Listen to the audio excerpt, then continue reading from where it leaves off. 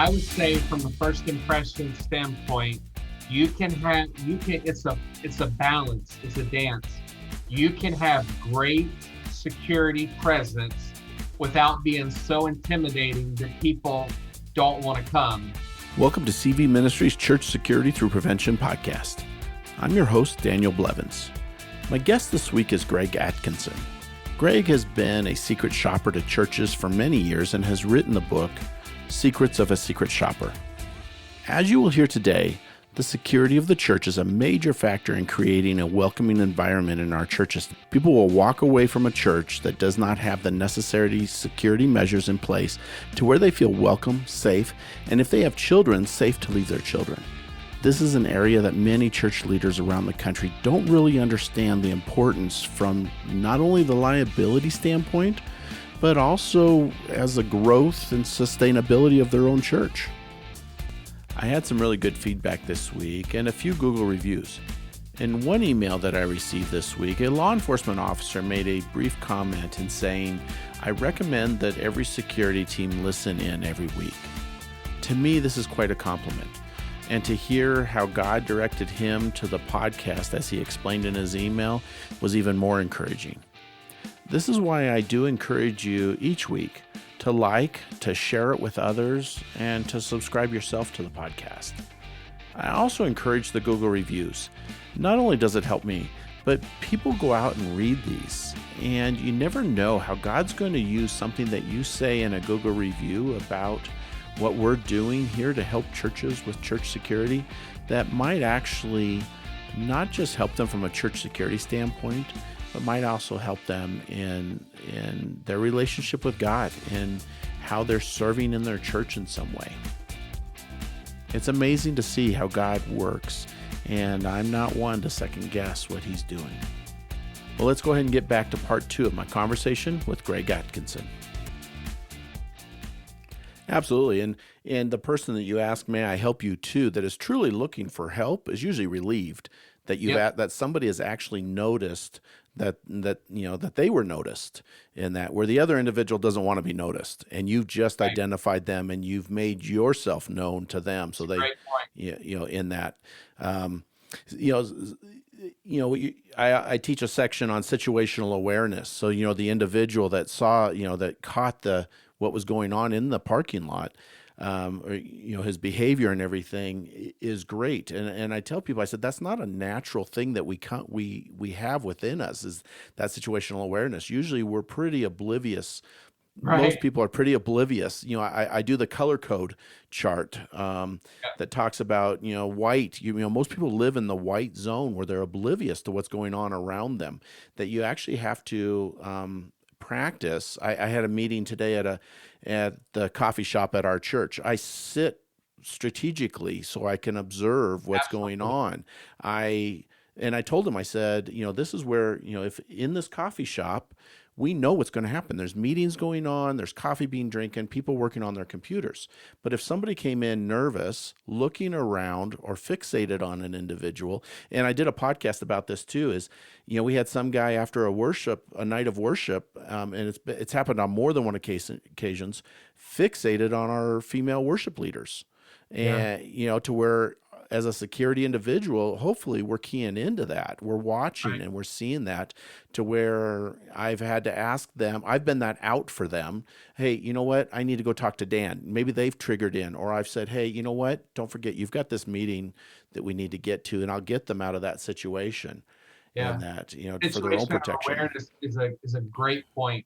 Great thing. I should add, for context, the friend of mine who was the volunteer security team member that was aware and realized this guy was up to no good has a background in law enforcement. His antenna is always up. He's a former police officer. And so when he and I go to eat lunch, we have a local restaurant that we go to a lot of times on Fridays, back pre-COVID, we would go and meet. He always has his back up against the wall, looking where he can see the entrance. I'm wired the same way. When I go out to eat with my pastor, he'll say, Greg, I know you want to face this way. I know you want to see the door. Always. And so my friend's the same way. He always, we can be sitting there eating and in this great conversation, And every time the door to the restaurant opens, his eyes shoot up and he makes eye contact and looks to see who is coming in the door while we're talking. And I'm not offended by it because I know that's the way he's wired. It's situational awareness. He's just thinking, okay, let me just check whoever just walked in the door. But so it helped that he had a background in law enforcement. And it's a Sure. really good way to get volunteers plugged into your church.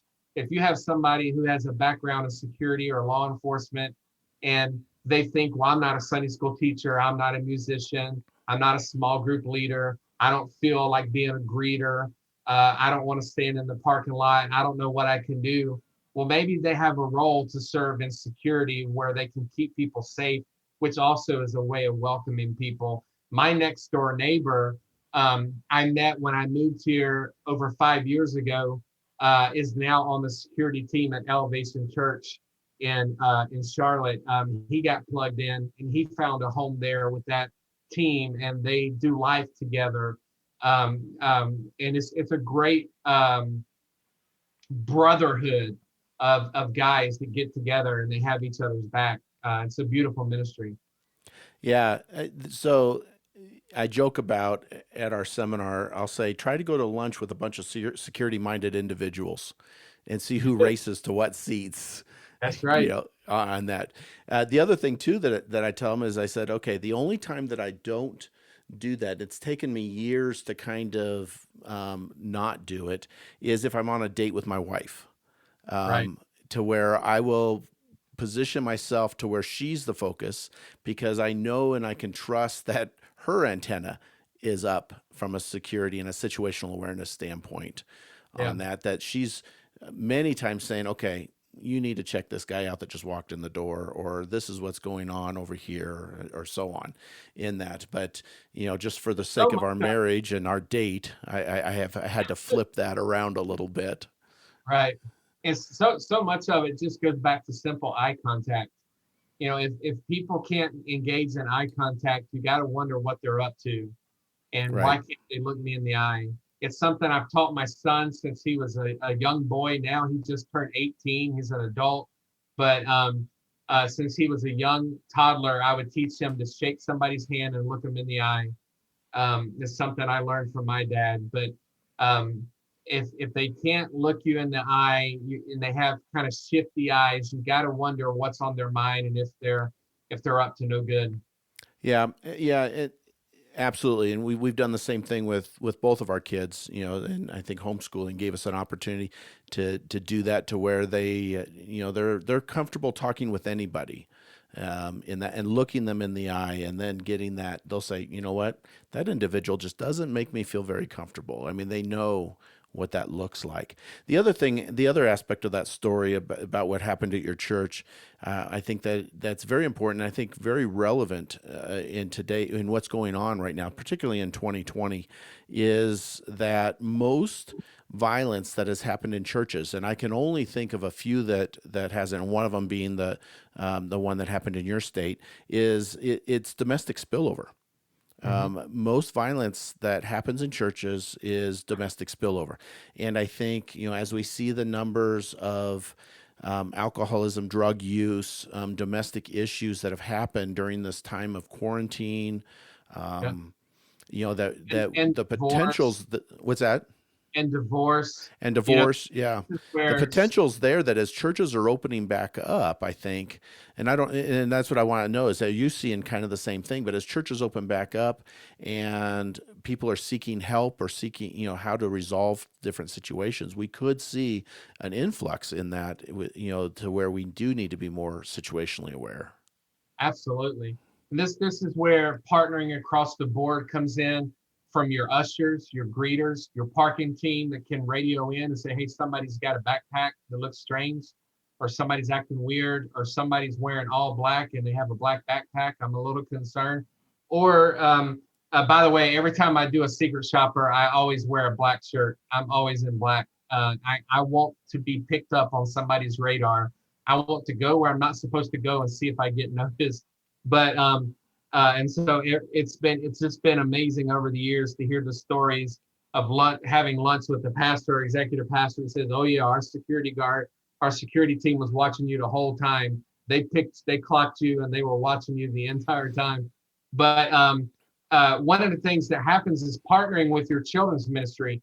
When you encourage churches to do children's check-in with their CHMS or database, whatever they use to check in, that's to ensure that the same parent that dropped the kid off is the same parent that picks the kid up.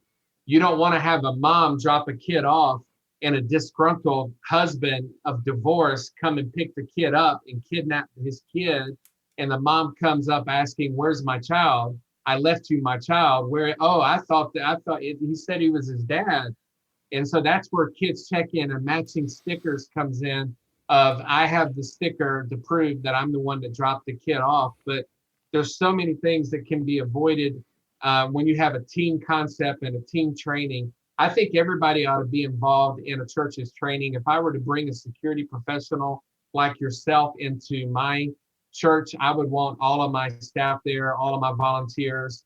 I would want all the greeters, all the children's ministry. I would want everybody there to learn these key concepts because you can avoid something. I want to go back real quick. When we were talking about cameras and you said, can you see the outside of the restroom? We had another situation here in my home state of South Carolina where a very large church, very well-known church, had hidden cameras.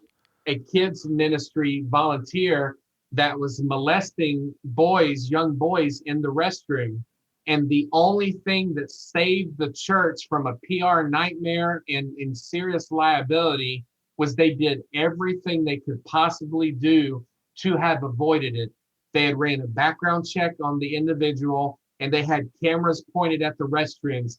They were able to see and verify what the guy was doing. It was one of those Dutch doors, those half doors. And so they could see with the camera into the bathroom and could see what the volunteer was doing to the boys. But where they got in trouble, and I talk to people about this all the time, was nobody was monitoring the cameras. And that's what I say all the time. It's one thing to have a camera up that you can go back and check later. It's another thing to have a security team member who is sitting in front of monitors, watching the cameras, seeing things happening in real time. I have had times in the past where I've gone places I wasn't supposed to go, and I'll kind of smile at the camera and keep going. And then a little bit later, a security team member comes walking up to me saying, "May I help you?" Because somebody who's monitoring the camera said, "Hey, there's a guy in the hallway of the elementary wing who is acting strange. Go check that out." And they were watching me on the cameras. You have to have somebody who is glued in watching the feed. Yeah, absolutely. Yeah, and sticking with the children's area just a little bit, and to take it a little bit further than what you did earlier, I always talk about the tags. Absolutely, if you're not using a tag type system, which most churches are nowadays, except for some of your smaller ones, but I always tell them, I said, if you're printing 2 tags, print 3. And the main reason is that 3rd tag gets stuck on a sheet of paper right at the door. That if you have to evacuate and you have to go through a reunification process, because nobody ever thinks of that whole reunification process and the liability that's there. Because I did a podcast with a children's worker. She said that a parent will revert to like a 4th grade mentality in an emergency to get to their child. They will lose their mind. And if you don't have some sort of reunification process in place, and sometimes it's as simple as just printing that extra ticket so that the teacher on their way out the door can grab it and they can huddle their kids around and they'll know who's there, who's not, and so on without having to try and guess.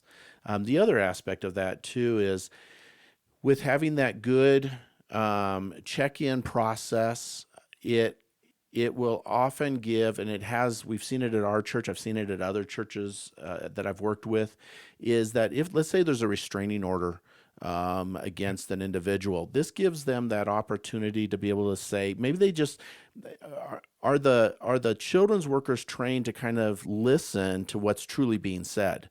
Is the mom concerned about the safety of their child? Are they concerned about who has access? How are they secured, kind of thing? To be able to maybe ask Okay, not to embarrass, not to, but to kind of say, can we talk for a second? Tell me a little bit more about your concerns along these areas. Um, and then they usually let them know, okay, well, we have a process. We'd love to get a copy of that. Our pastors get it, our security team gets it, so that we're aware of. And they often the it's usually the female, but they're willing to provide us a picture of the guy, picture of his car, those kinds of things that we can put up in our security room that we can be aware of to help assure them of that safety, that and to let them know, hey, we get it. We're not judge. We're not here to shame you or anything else. We're here to protect so that you can be here and your children can be here, being ministered to. Absolutely. That's a great suggestion and great point. Yeah. So if there was something that you would want to leave with churches to in this whole realm of, I mean, we've covered a lot of ground Yeah. in a lot of different directions. There's not any one thing. I think there's a lot of things.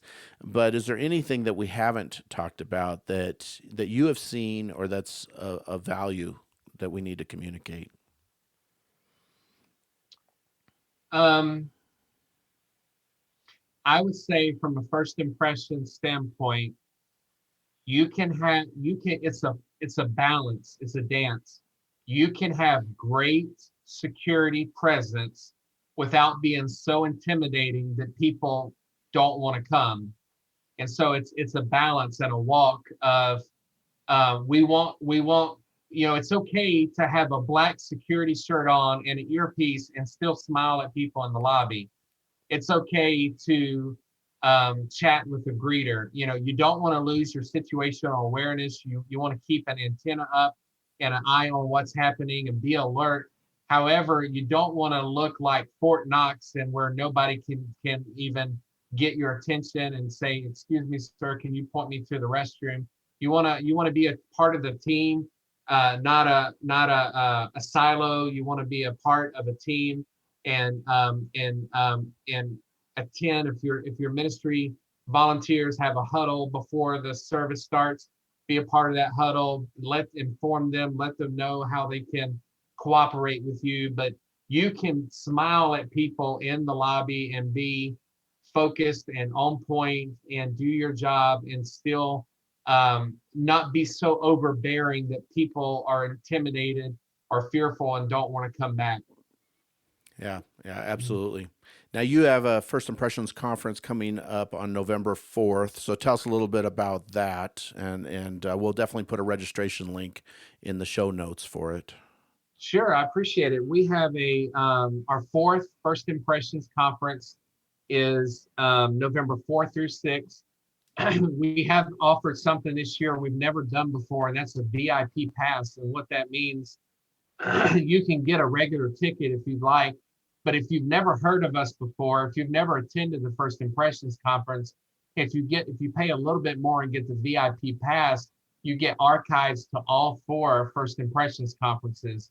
And in the First Impressions conference, we had 13 training sessions on security and active shooter training and all kinds of stuff, and a security panel. And so there are sessions from 2018 and 2019 that are worth going back and watching. So if you've never heard of us before, if you've never seen the conference before, you may want to pay a little bit more, get the VIP access, and watch all the archives that are relevant to you, and pass the rest of the videos off to your team in other areas. We do stuff like children's ministry panel. We do cover children's check-in.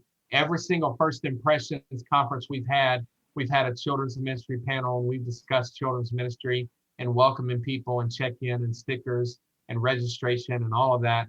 And so it's very important. It is a part of First Impressions. It's all a part of First Impressions, but we'll be meeting online because we're in this COVID season. We'll be meeting online with a virtual experience, and you can sign up at firstimpressionsconference.com. And then we have talked about Secrets of a Secret Shopper, and you do have a new book out. So you want to tell us a little bit about that new book? Yeah, it is written, it's different. Secrets of a Secret Shopper, a lot of volunteers have read it, but it was written to pastors and church leaders. My new book is the Hospitality Ministry Volunteer Handbook, and it's written for you to actually give your volunteers. This is for you to give your team members and say, hey, this is what it means to be an usher. This is what it means to be a greeter. This is what it means to be a section host. This is what it means to be on the parking team. This is what it means to man the welcome center. Every position has a chapter on it, and there's an appendix in the back that has information about security and stuff from an usher standpoint. You know, a lot of stuff in churches falls on the ushers if they don't have a formal security team. I remember being a campus pastor in Missouri, and a guy came in intoxicated, and he came up to me and he said, "Hey, Pastor Greg," and he was just reeking of alcohol, and his eyes were glazed over. He was drunk, and he was having issues and his little suicidal thoughts. And he was talking to me, and he went and sat down in the back of the auditorium. And I walked over to my head usher and I said, keep an eye on this guy. If he gets up, please escort him out, but watch him the entire service. And so we had eyes on him. We didn't have to do anything. He attended the service, he worshiped, and he left and was not a problem. But I said, keep an eye on this guy the whole service. It's just being alert and being aware. But that was specifically with ushers, because at that church, we didn't have a formal security team back 10 years ago. Earlier, a few years ago, when I was a campus pastor, we did have a great security team that I mentioned. My friend that I do lunches on Fridays with was on, and we installed cameras throughout the church. And we weren't a big campus. We were a small campus of a multi-site church, but we had cameras throughout. And you don't have to spend a lot of money on cameras. You know, you can find some great ones on Amazon, but we cover a lot of that at the First Impressions Conference. So thanks for letting me give that a shout out. Absolutely. Yeah, I think, you touched on it earlier. We've talked about it repeatedly that, the security of the church is a total team concept, and people have listened to the podcast know I say that quite a bit, that it is, and in our seminars, we advertise it so that because it's not just for security individuals, it's for staff, it's for volunteers, it's for anybody that's serving within the church. You have a wedding ministry. Look how much violence has happened over the years at churches during weddings or memorials, and people often don't even think along those lines. So, Right.